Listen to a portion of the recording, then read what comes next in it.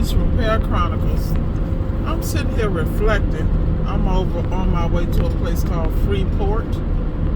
Freeport, Florida reminds me of Freeport in the Bahamas, my home island.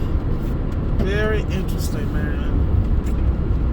Yeah, I was just sitting here reflecting on some challenges I've had, and I realized that my challenges come from me allowing people in the circle that don't belong or who haven't earned their way. And so, the first thing I do when I have a problem, and I recommend you do this too, is to look and see where you're at fault.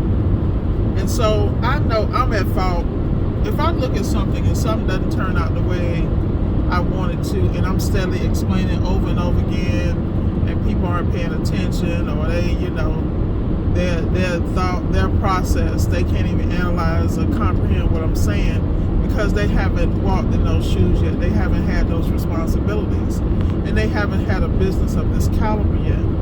And so I can't really fault them. I have to fault me, because if I'm hesitant about something, that usually means that God leave it out.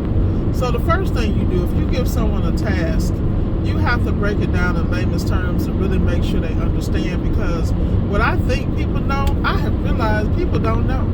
People do not know how to sell.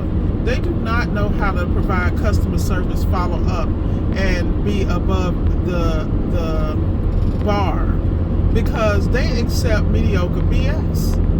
Whereas with me, that's not going to happen. So prime example, let's talk about customer service. One of the things that really works well, and these guys with these large appliance repair businesses, they know how important customer service is because of their CSR staff, how they deal with the clients, the front-facing people.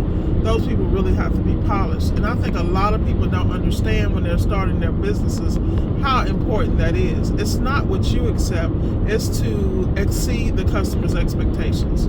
So say, for instance, you have an issue where you've communicated with a customer about a part being delivered or shipped to their home or what have you, and then the ball is dropped. Like the warehouse didn't ship it, or it was a breakdown. You should be calling that client, giving them constant updates, because what people don't understand, what you think, just because you talk to a customer once, you need to talk to them repeatedly, or you don't even have to talk to them. Just text and have some open line of communication. The thing most people don't understand in business, it is you are the problem solver. So any concern or anything that could be in the back of that customer's mind, you should have wiped that out. You shouldn't even be a thought, because the customer should be so confident in that conversation, the way you handle business, that they don't question anything. So I had an issue where a customer called me after I handed a task to somebody, and then I realized that they didn't even know that they didn't handle this properly. That calling somebody a day before and then not following up the next day, especially if there's an issue with a part or with a technician, anything, just communicate. Communicate cuts down on so much drama. But then I realized people just accept anything in their own life, like literally. So and then I realized so much about why I can't deal with people who are not on a certain level, because they have a journey just like I had a journey. I didn't always know this, and I'm not saying what I do and say and move is perfect. All I'm saying is, because I'm so consumed with controlling the narrative and making sure that perception and how we move is accepted and appreciated, and it gives us a win-win situation, then I'm always looking at the 360, the customer's initial contact, the customer's follow-up, the experience, things of that nature. These things are what's really, really important to me. And I realize that they ain't important to everybody. Y'all excuse me. Gio, I'm gonna call you back, bro. I'm in the middle of a video. But the reality is that you can't re-raise grown folks. Everybody wants to do and see what I'm watching people try to copy what I do, and their stuff is so sloppy. I'm not even telling them, because I'm just going to let them fall on their face and self-destruct, because they don't have what it takes to go through the storm, because they trying to leap when your ass need to be crawling. Somebody need to tell people, man, it's crazy out here.